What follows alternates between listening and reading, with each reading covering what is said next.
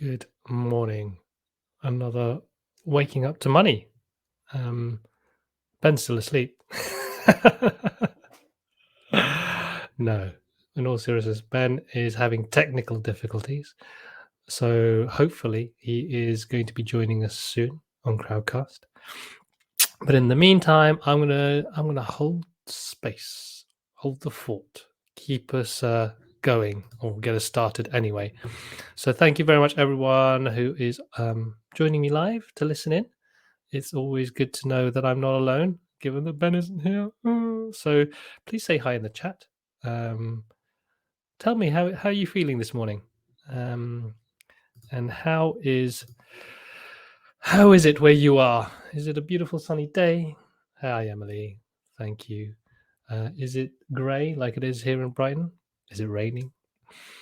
And in the meantime, I'm going to sort of like set the scene as to what we're going to be talking about today. So today, I wonder if I can do this. I want to do something radical.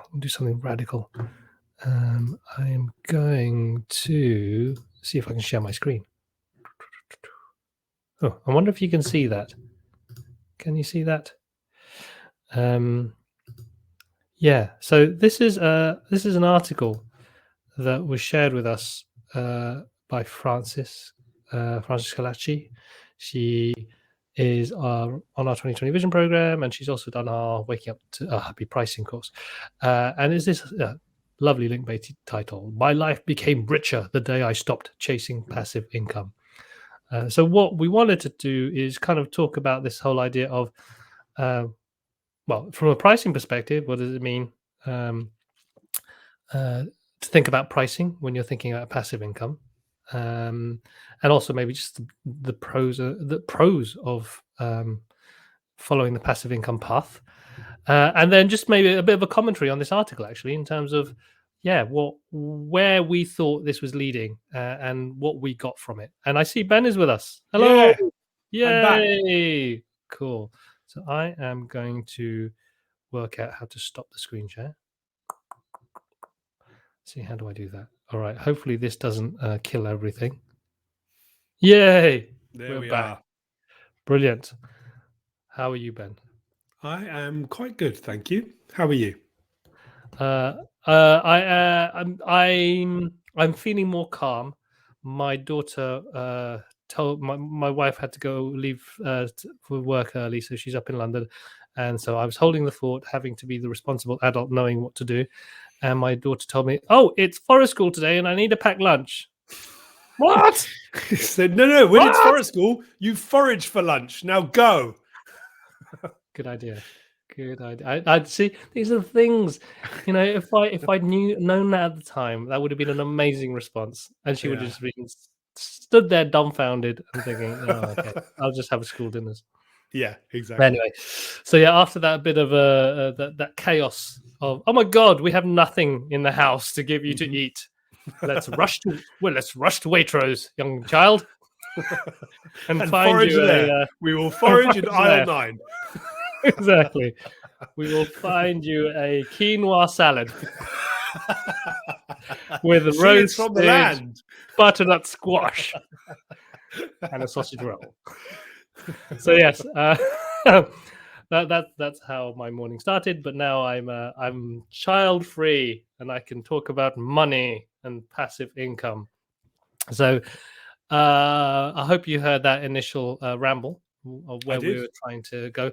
So let's start off with this whole focus on passive income, which I was definitely conscious of when I was an agency founder, and I think it was about that time, the 4-hour work week, and just that kind of the possibility of tech in the startup world just really grabbing hold of people's imagination.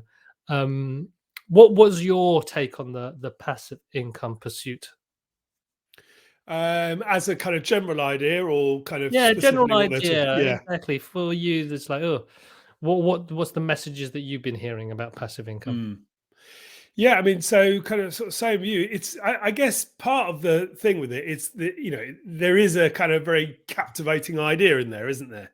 which I think kind of talks, yes, there are specific things around tech and all of that, that I guess, in a way, like the kind of 4-hour work week and all of those things, they kind of talk to something which of course appeals to us at a sort of kind of very sort of deep level, which I think is a kind of feeling. I guess there's a few things going on, isn't there? On the one hand, it's kind of talking to us at a sort of level which, a level where we know this kind of constant sort of work chasing thing is not a healthy thing. So maybe on some level there is something around the kind of idea of it which sort of talks to that. But then, of course, on the other level, this, it was a really kind of pervasive, has been a really pervasive idea, earning money while you sleep, blah, blah, blah, blah, blah, blah, blah, blah, blah. It's kind of, it's the kind of ultimate sort of kind of money focused transcendence, isn't it? You will now earn money while you sleep. And if you're not earning money while you're asleep, you shouldn't be asleep. But yeah, so it's this, I guess, in kind of in a way, it's like the kind of sort of the sort of spectrum of kind of motivations. On the one hand, there is something maybe kind of sort of wholesome in it, which is this kind of constant chasing for continual work is not going to be a kind of good way forward. But then the kind of other end, this starts to kind of grab the you should even be earning money while you're sleeping idea too. So different ways of kind of coming at it a little bit, but yeah, like you, very pervasive idea that I also was thinking for quite a long time. Oh, this should be the thing that you were aiming to do. It was kind of its time, of the time, wasn't it? Yeah. I think there's a promise with passive income. There's a promise of freedom, and also I think a promise of something that the tech startup world at the time, I'm thinking now like mid 2000, 2007, 2008, the sort of tech world is actually finding its feet after the massive bubble at the beginning of the century. And the whole idea of scalable business model. This whole idea is like you get more out, much more out than you put in. And how that conflicted with, or was in contrast to, someone who is like myself in the agency world that was essentially selling our time, and that was the model that we were taught, or we picked up, and it's like, oh my god, that sounds so much better than having to, like, and in my case, like as a developer, sometimes working late at night because you need to get a project out, and you can essentially, you're selling your time. And then it's quite interesting looking at profitability as revenue per head. Or not revenue profitability, but looking at income as revenue, but looking as a metric as revenue per head, and then saying, oh my god, when I do add up all my hours and I add up all my revenue and I then do that calculation, this is rubbish. I should work at McDonald's. Yeah. What's that about? And so then this promise of passive income. Create these things that you just make once, and then they just sell themselves. Yeah. And then actually you just, think about the revenue per head there is like, astronomical. And then that was real, that was an enticing promise. And I think the part for me that links to this article, so the title of this article was "My Life Became Richer the Day I Stopped Chasing Passive Income."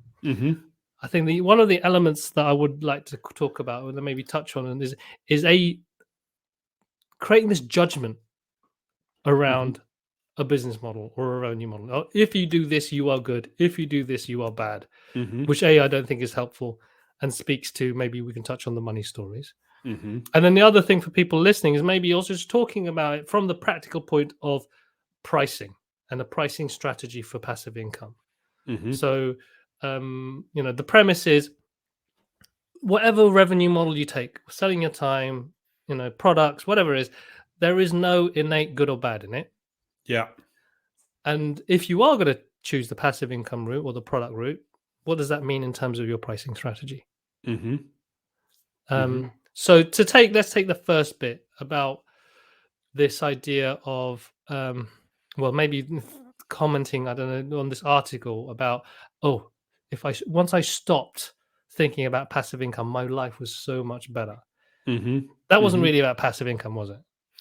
No, that's definitely not about passive income. And I think when I had first read the article, when Francis shared it, I think my kind of initial thought, I was just kind of looking back, was that actually where the article sort of gets to sort of makes more sense to me, because what the person who's written the article, you know, as you kind of sort of saying, what they're really, it kind of really sort of felt to me that, you know, all of this kind of writing, oh, I was kind of chasing this, I was trying to do that, and passive income was the thing that I was doing, and everything else then that was kind of important was sort of secondary, and blah blah blah. And the thing which was the kind of overriding idea, which sort of relates to what we are interested in and what we sort of teach, is less about, in the first instance, how you kind of price those things, but more about what your motivation is, which, in fairness to the author, that is where the author also kind of gets to in the article a little bit. But yeah, my overriding feeling when I was reading it before, you know, like, oh,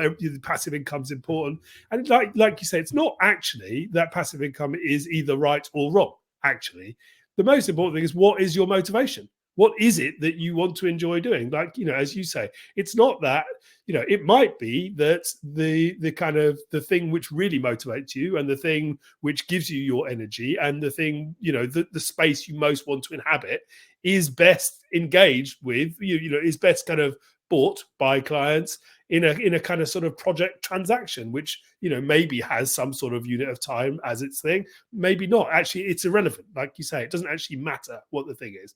The most important thing is, like, what's your motivation? What's your orientation? How is it, you know, what is it that you want to be doing? How do you want to be doing it? How does that best kind of meet with what clients want and expect? And actually, the more that you spend time in that space, I think I found this a little bit for myself, kind of having kind of dabbled with the idea of kind of passive income because of all of the kind of allure of it, like we're sort of talking about. Actually, the thing that I came to realize is, actually, the more that I just spent time in that kind of idea of kind of sweet spot for me, that place where I had most motivation, I had most energy, and where that motivation and energy best kind of intersected with what clients want, the more I spent time in that, the more opportunity there was to earn money in respect of the value that I was bringing. And it didn't matter really whether that was a passive thing. It didn't matter if that was a 4-time thing. The important thing was the motivation, the orientation. And we talk about this a little bit on the course, the idea of a kind of more money manifesto, which I think is kind of starting to link a little bit with, you know, what is it that you want to be doing? Why do you want to be doing it? How do you want to be doing it? And then you start to kind of orientate your work behind that a little bit. So yeah, I guess kind of going specifically back to your question, it's not a, you know, the kind of judgment of one being right or wrong is a kind of distraction, I would agree. You know, it's actually, it's the wrong sort of start point. Yeah. Yes, exactly. And it leads me onto this, and this is a bit of an alliteration bomb for you all there. Is it the model or the motivation that guides you? Because that dictates the metric that you actually think that you use for success. Because in this, and I say the model or the motivation, because what he says, one of the titles is passive income makes you greedy.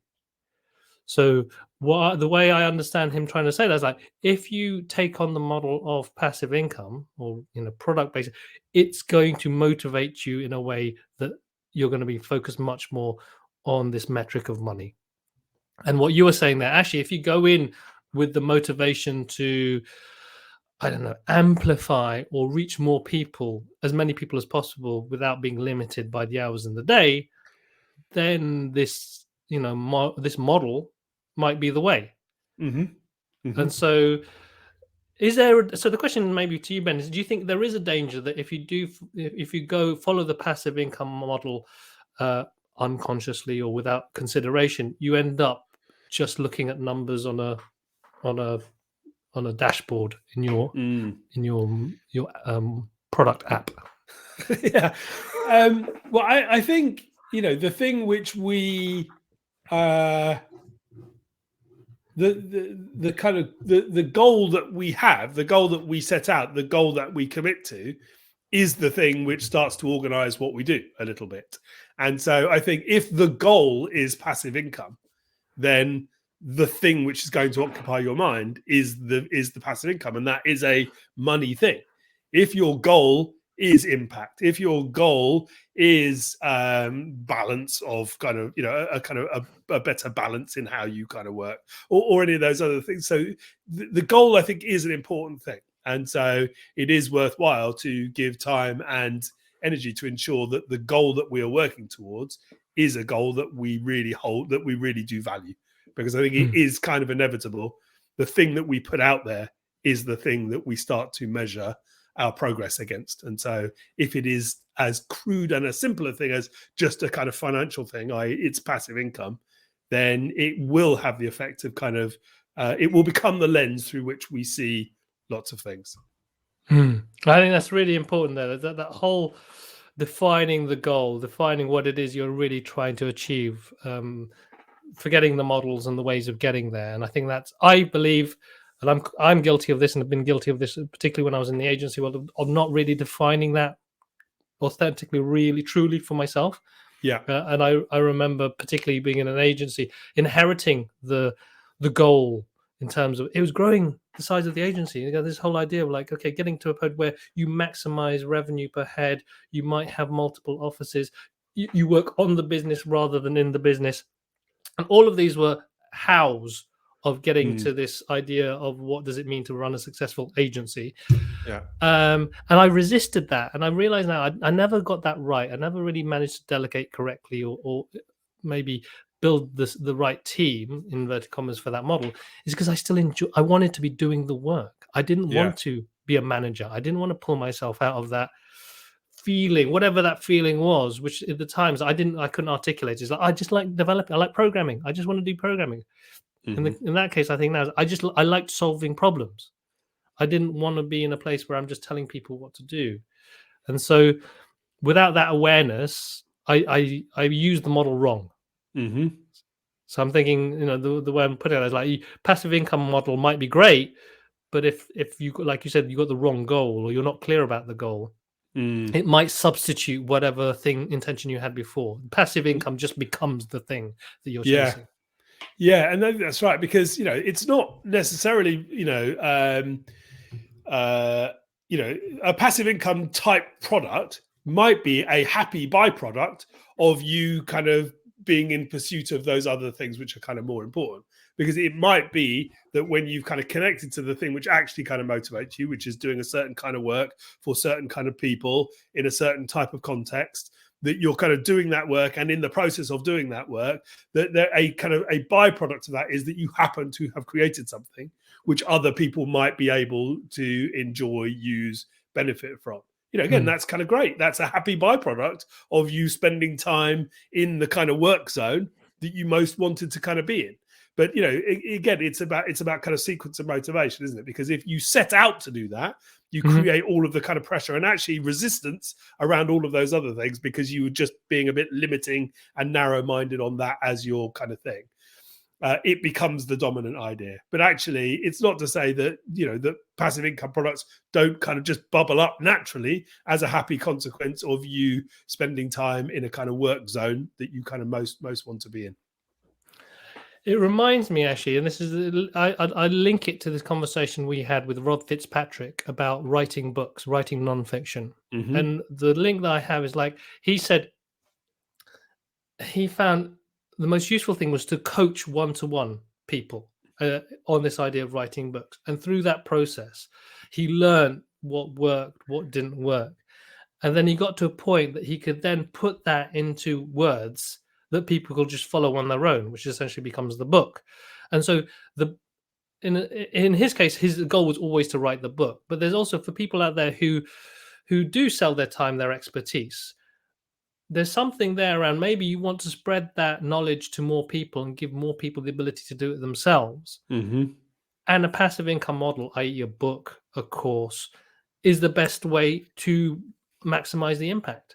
Without you having to teach every single person. It doesn't stop you from always doing the consultancy, the training, the coaching, but then it allows you to add yet another way to help other people that doesn't just involve you meeting everyone. Yeah. And actually, I'm also reminded of the conversation that we were having with David McQueen on the episode last week, where we were sort of talking. You know, he was talking about early on in his career around coaching.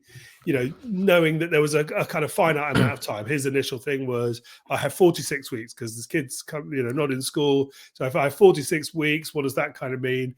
And conversations that you and I have had also kind of taking that down further. I know in terms of how I want to work and who I want to work with, how much time that I have.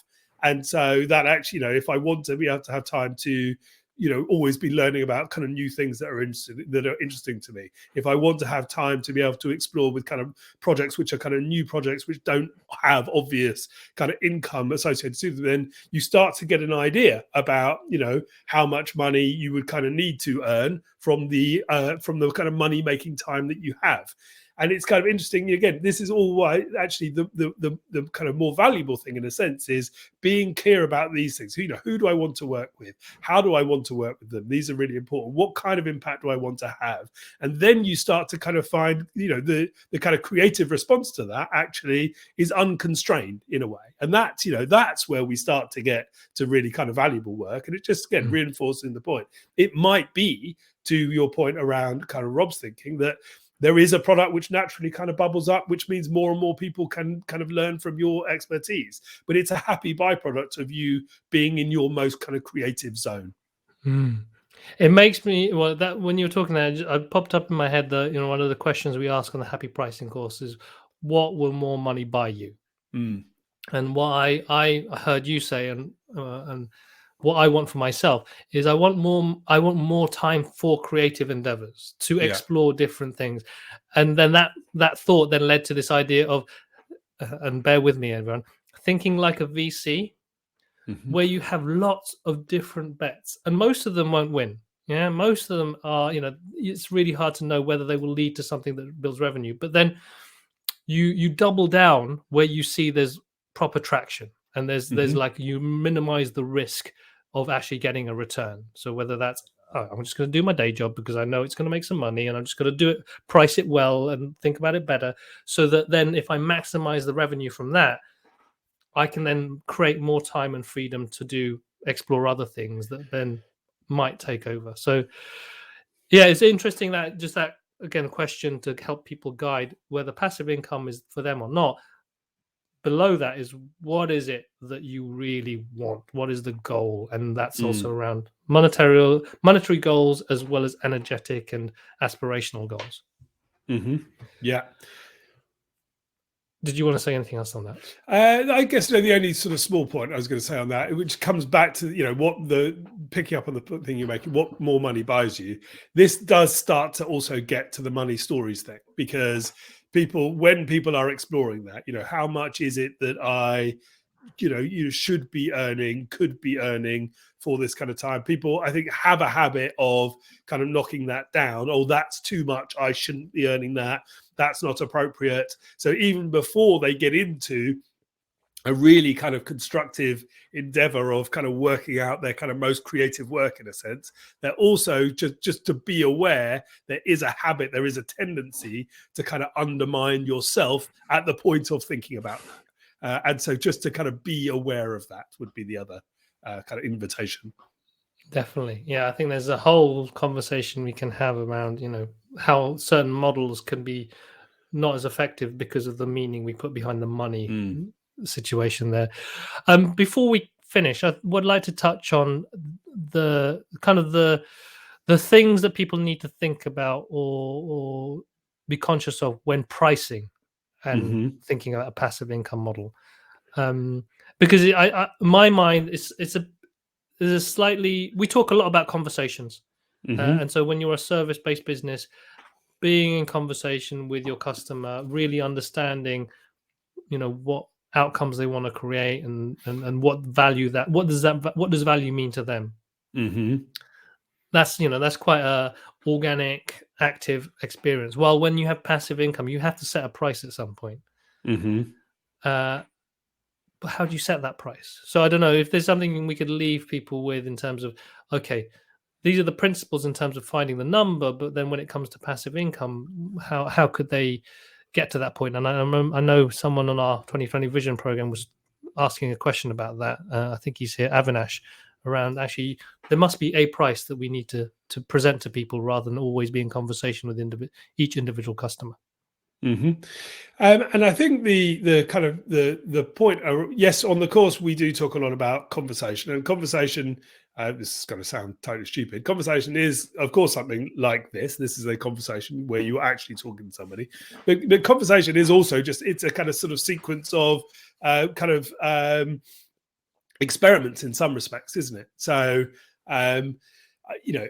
what is the right kind of price, to the point around the person who was on the 2020 program, there is never a right price, or the kind of price there is always huge kind of sort of scope and variation.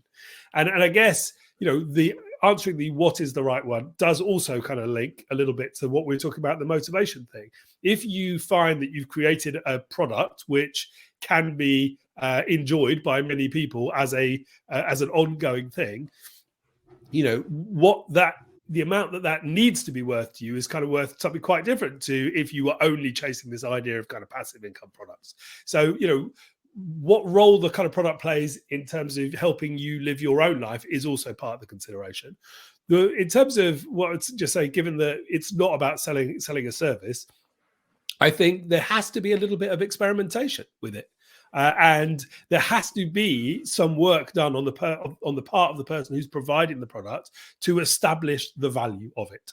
Because the reason why clients or customers don't buy is they don't, well, assuming that there is some idea that they need the thing that you do, so assuming that there is some idea that your kind of customer, or that there are customers who have need for the thing that you do.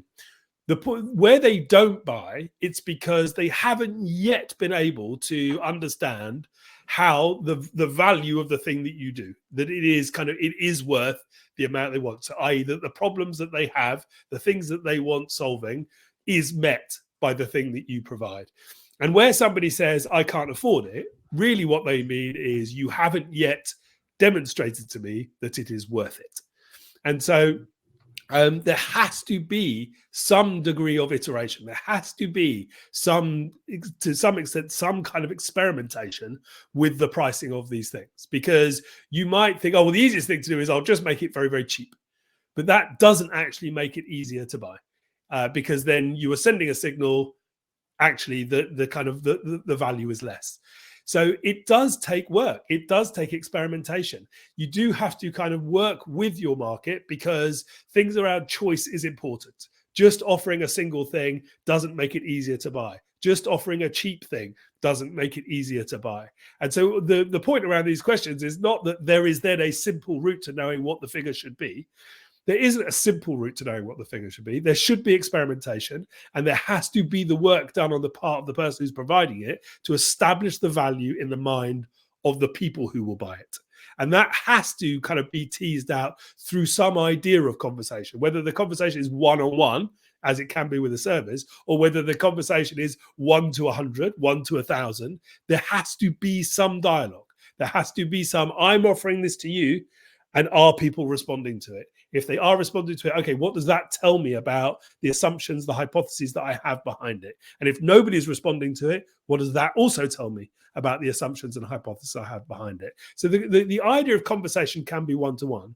The idea of conversation can also be one-to-many, because we're looking for clues, we're looking for feedback, we're looking for signals back from the market that they understand what we're talking about, and the value that we're attributing to it, they agree with. Awesome. And I wanted to add that this is or emphasize actually what Ben was saying. I believe this is a very iterative process. Yeah. And there's two levels of clarity that I believe most entrepreneurs, particularly in our community, are seeking. Clarity as to who is it they want to work with, but also personal clarity. Is this the work I want to do? Is this really the way I want to work? Because sort of like underlining what Ben said, how much you charge would also depend on who you're trying to target. And I know there are books on Amazon that cost 100 to 200 quid that I'd never buy that. And there are books on Amazon that cost 10 quid, and they're on similar topics and similar ideas. But for whatever reason, I'm not going to choose certain books for me because of the relative value that I have. And it's that story, I think Ben was saying, is like, how do you have that conversation that tells the story of the value? And while you can't have it one-to-one, brought to mind, like, that's what marketing's about. This is like what we're doing here. What Tad Hargrave talks about, talking about your premise, what Francis and Simon are doing with Better, Bolder, Braver. How do you tell the story of your work so that the right people really understand the value of the outcomes that you're trying to create when they arrive at the doorstep to figure out what they can work with you, what they can do with you. So even before you kind of like, particularly with a product business, I think even more important is how you market yourself and how you present that story of the work you want to do and why you're doing it. Because then that, in a sense, is the conversation that Ben, you're talking about, I think, in terms of like preparing them for, okay, I'm prepared to spend that money because I understand exactly, I'm empowered to make a choice. If that makes sense. And I guess the idea, it's not even that I'm prepared to spend that money, it's I can't afford not to spend that money. That's when your marketing has worked. Oh man, that sounds like another topic entirely. I can't afford not to spend the money. That's a linkbaity title if I've ever heard it. Right. Thank you very much, Ben. Thank you, Carlos. Thank you everyone for your. Thank you, your Marsha. ears. You're here in the middle of the night. I know, it's amazing. I'm so impressed. I'm so grateful. That's I hope it isn't like just woke up with anxiety. Gonna wake up. Oh, how do I get back to sleep? I listen to Ben and Carlos. That'll help me get back to sleep. That's the way to do it. Nice comment here. Comment here from Avinash. Experimentation around pricing and the work I need to do to establish value in the mind of my customer. Excellent. That's brought Avinash some clarity. I'm glad. One person. We have a little microcosm of clarity. Exactly. Oh dear. Not so good for going back to sleep. Sorry, Marsha. We'll try and be more boring next time. Great one. Thank you very much, Ben. We're going to be here. We're going to try and do this every week now. And it's going to we're going to try and keep it half an hour, super focused, find a topic, smash it out, and just keep on this money conversation to help you understand why you should do the happy pricing course. Exactly. To help you understand why you can't afford not to spend the money. Exactly. Boom. We got there. All right. Catch you later, Ben. Thank you. Love you all. Take Bye. Bye-bye.